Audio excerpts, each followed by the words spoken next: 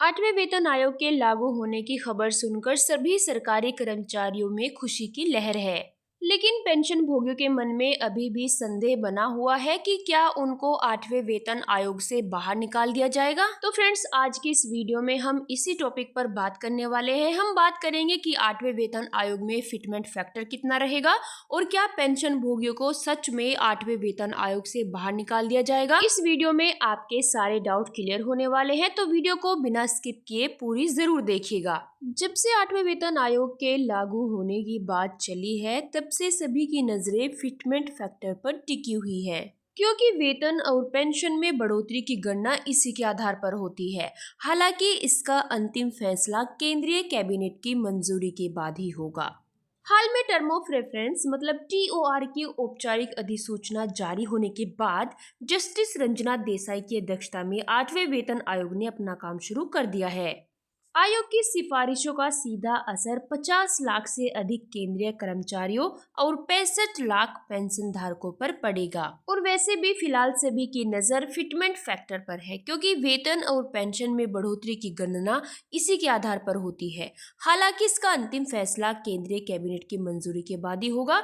आयोग को 18 महीने के भीतर अपनी रिपोर्ट सौंपनी है, जिसमें फिटमेंट फैक्टर से लेकर बेसिक पे संरचना तक के सुझाव शामिल होंगे। फिटमेंट फैक्टर तय करने में मुद्रास्फीति, जीवन यापन की लागत और देश की वित्तीय स्थिति जैसे कई इम्पोर्टेंट पहलू देखे जाते हैं। 7वें वेतन आयोग में यह फैक्टर 2.57 रखा गया था और माना जा रहा है कि 8वें वेतन आयोग में भी यह इसी के आसपास रह सकता है। और अगर बात करें सैलरी बढ़ने की, तो जुलाई में आई एम्बिट कैपिटल की रिपोर्ट में अनुमान लगाया गया है कि इस बार फिटमेंट फैक्टर 1.83 से 2.46 के बीच हो सकता है। फॉर एग्जाम्पल, यदि किसी कर्मचारी का बेसिक पे 18,000 रुपये है, तो 1.83 का फिटमेंट फैक्टर लगने पर उसकी सैलरी बढ़कर 39,940 रुपये हो जाएगी। वहीं 2.46 की फैक्टर पर यह बढ़कर 44,280 रुपये तक पहुंच सकती है। इससे संकेत मिलता है कि अगले वेतन आयोग में कर्मचारियों की सैलरी में अच्छी खासी बढ़ोतरी संभव है। और वैसे भी आने वाला नया साल सरकारी कर्मचारियों और पेंशन भोगियों के लिए अच्छी खबर लेकर आने वाला है। इस साल की शुरुआत में 8वें वेतन आयोग के गठन का ऐलान किया गया था, लेकिन औपचारिक तौर पर इस कमेटी का ऐलान करीब 10 महीने की देरी से हुआ। ऐसे में जब 18 साल का समय वेतन आयोग को सिफारिशें भेजने के लिए दिया गया है, उस स्थिति में इसे अगले साल की शुरुआत से लागू करना मुश्किल है। ज्यादा संभव है कि यह 2027 से लागू हो और एरियर के साथ कर्मचारियों को पैसे, सैलरी या फिर पेंशनल में जोड़कर दिया जाए। अब एक खबर भी जोरों शोरों से फैल रही है कि पेंशन भोगियों को 8वें वेतन आयोग से बाहर निकाल दिया गया है। तो जानिए क्या है इसकी सच्चाई। तो फ्रेंड्स, पेंशन भोगी 8वें वेतन आयोग से बाहर नहीं होंगे, लेकिन इस पर भ्रम की स्थिति बनी हुई है।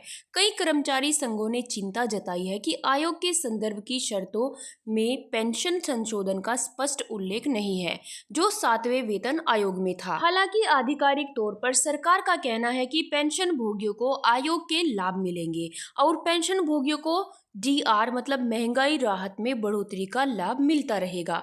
8वें वेतन आयोग की अंतिम रिपोर्ट के बाद ही यह स्पष्ट होगा कि पेंशनर को कितना लाभ और कैसे मिलेगा। सरकार की ओर से PIB फैक्ट चेक जैसी संस्थाओं ने यह स्पष्ट किया है कि पेंशन भोगियों को आयोग से बाहर नहीं किया जाएगा। पेंशन भोगियों के हक की रक्षा के लिए कर्मचारी संघ सरकार से पेंशन संशोधन को स्पष्ट रूप से शामिल करने की मांग कर रहे हैं। अब सभी सरकारी कर्मचारियों के मन में यह क्वेश्चन उठ रहा है कि अब आगे क्या होगा। तो फ्रेंड्स, आपको बता देते हैं कि 8वें वेतन आयोग को अपनी रिपोर्ट सौंपने में लगभग 18 महीने लगेंगे। रिपोर्ट के आधार पर सरकार केंद्रीय कर्मचारियों और पेंशन भोगियों के वेतन और पेंशन ढांचे में संशोधन करेगी।